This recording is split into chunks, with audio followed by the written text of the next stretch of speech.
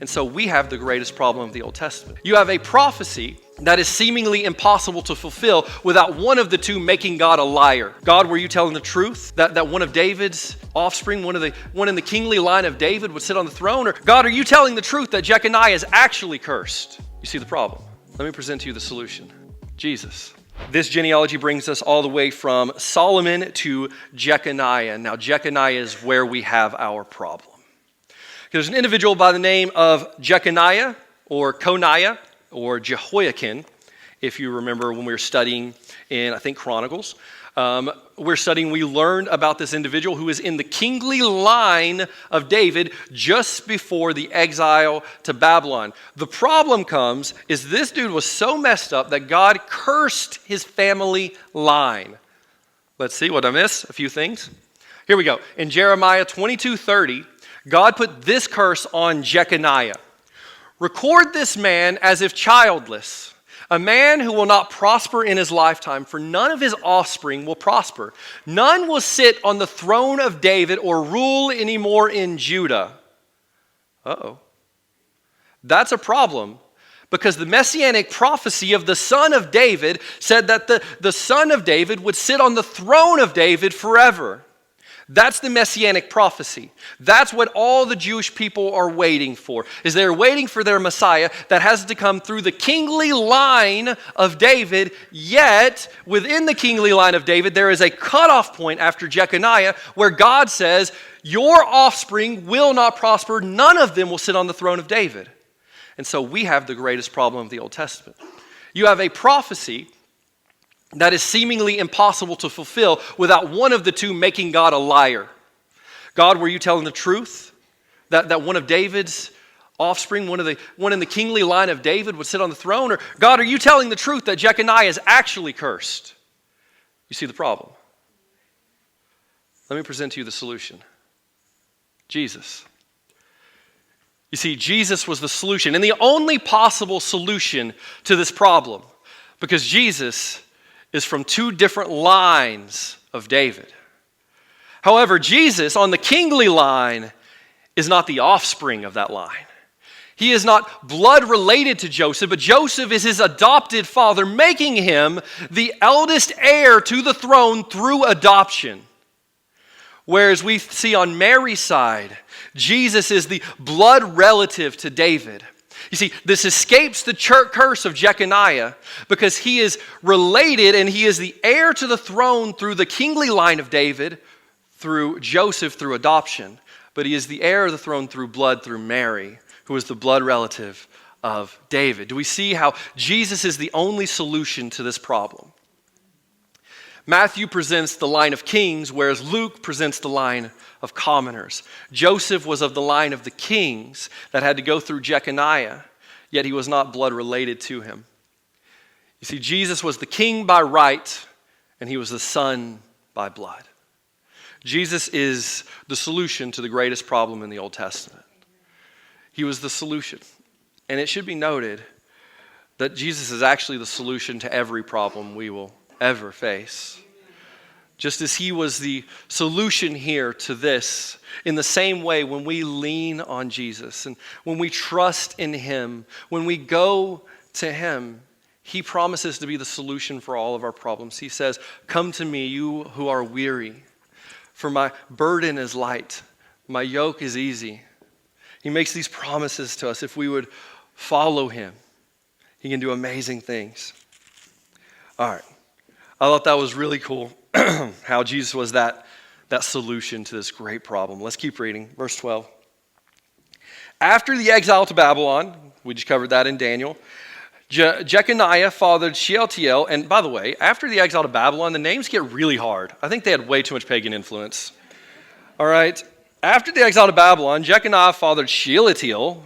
Shealtiel fathered Zerubbabel. Zerubbabel fathered Abiud. Abiud fathered Eliakim. Eliakim fathered Azor. Starts to get a little easier. I think they got that pagan influence out after a few generations, right? Abiud fathered Eliakim. Eliakim fathered Azor. Azor fathered Zadok. Zadok fathered Achim. Achim fathered Eliud. Eliud fathered Eleazar. Eleazar fathered Mattan. Mattan fathered Jacob. And Jacob fathered Joseph, the husband of Mary, who gave birth to Jesus, who is called the Messiah. And so we see the conclusion to the genealogy here, and Matthew records, and he kind of breaks the trend. He breaks the pattern of, he fathered him, and he fathered him, and he fathered him. And at the end he goes, and Jacob fathered Joseph, the husband of Mary. Kind of reiterating that Jesus is not the blood relative, the son of Joseph. But Joseph is the husband to Jesus' mom. Right? That is the relation, but that does make him heir to the throne. Likewise, Luke had a similar thing in the start of his gospel, or in start of his genealogy. He says, as he began his ministry, Jesus was about 30 years old and was thought to be the son of Joseph, right? And so we see that there, that both of the genealogies make it clear that Joseph is not the blood father of Jesus. And so we come to the conclusion that is the end of the genealogy right there. We end with Jesus there in verse 16, but then verse 17, Matthew says something really interesting. He says, so all the generations from Abraham to David were 14 generations. And from David until the exile to Babylon, 14 generations. And from the exile to Babylon to the Messiah, 14 generations. And we may read that and say, so what? However, we have to realize to this Jewish audience, the number 14 would be very significant. One, it was a multiple of 7. Sevens were very important. 7 was the day that God rested. It's the day of completion. It is the number of perfection. So anything that is a multiple of 7 is actually very impactful. In fact, I went ahead and I did this in my own time.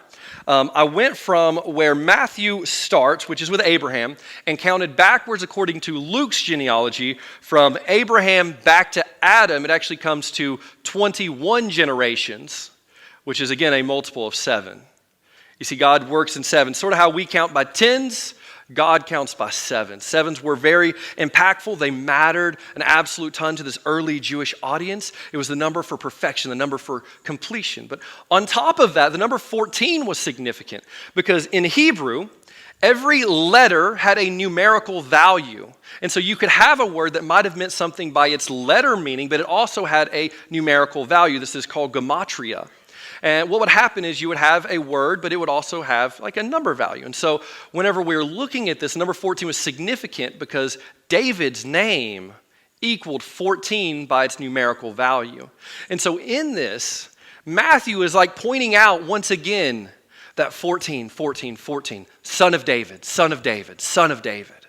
Messiah is what he's saying over and over and over again. This is one of the things that we would miss from like our very American perspective because we don't understand the significance. But when we dive deeper into Scripture, we'll see that everything that God put into the Bible is significant and it has a purpose. In fact, if you were to read Matthew and Luke side by side, you would read Luke and you would go, Jeff, I thought Luke was the genealogy of Mary. Mary's name is not in the genealogy at all. In fact, it says, son of Joseph, the son of Heli, son of Matthat. There's no Mary. Well, that's actually kind of on purpose. It was very, very uncommon for a woman's name to be listed in the genealogy. So even in a woman's own genealogy, it would likely have the name of her husband and not her. I know, unfair world. But that was just a very common thing. And in fact, what would probably happen at this time if Mary had no brothers, whenever she married her husband would become the adopted son of her father and be the heir to what her father has so that he could inherit it because it was very uncommon for a woman to inherit things, right? And so we see here that even in her own genealogy, Mary's name is not listed. Why is that odd? Because in Matthew, he lists 4 different women. And like not the women we would expect. Like we studied the Old Testament. There were some well-distinguished women in the Old Testament. We had Rebecca, right? We had Sarah. We had Leah. We had Rachel. Like we had some amazing women in the Old Testament. Matthew lists none of them. He lists Tamar. Tamar, who is a Canaanite woman who, by the way, had the child of her father-in-law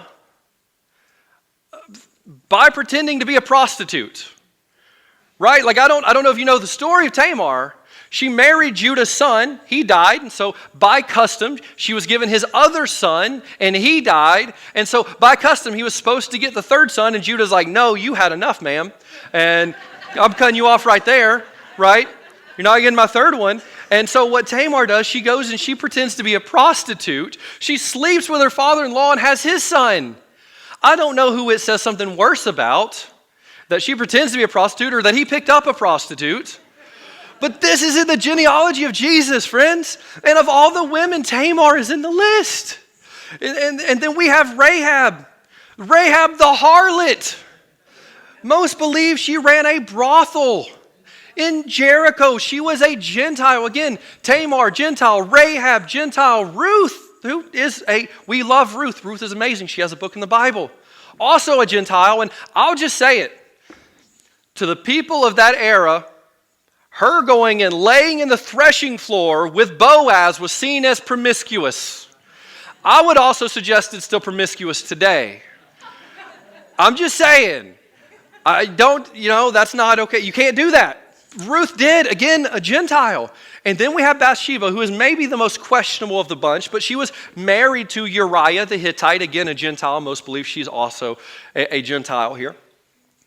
And she has a relationship with King David while her husband is at war. Now, did she have a choice? Did she not? We don't really know. But either way, you could tie all four of these women to one being Gentile, which was unheard of in a Jewish genealogy. And you could also tie them all to some sort of sinful relationships. All of them were some form of adulterers. That is the four women listed in the genealogy of Jesus. This is important because if you were a Jewish reader and you read through this, those would have jumped out to you like they were highlighted, underlined, 3 exclamation marks put over them, circled them, and an arrow pointing to them. Because you would have been like, that's crazy. Why are these people in the genealogy of Jesus? And I think it's because Matthew wanted to paint a different picture. Matthew wanted people to know that all are welcome in the family of God. All are welcome in the family of God. And he lists these women on purpose because their names would jump out. Yeah, there were evil dudes in there, but people expected that. They didn't expect these women, and Matthew wanted people to know that whether you're Jew or Gentile, whether you're pagan, whether you're perfect or you're broken, you're an adulterer, you're a thief, you're a murderer, you are welcome in the family of God.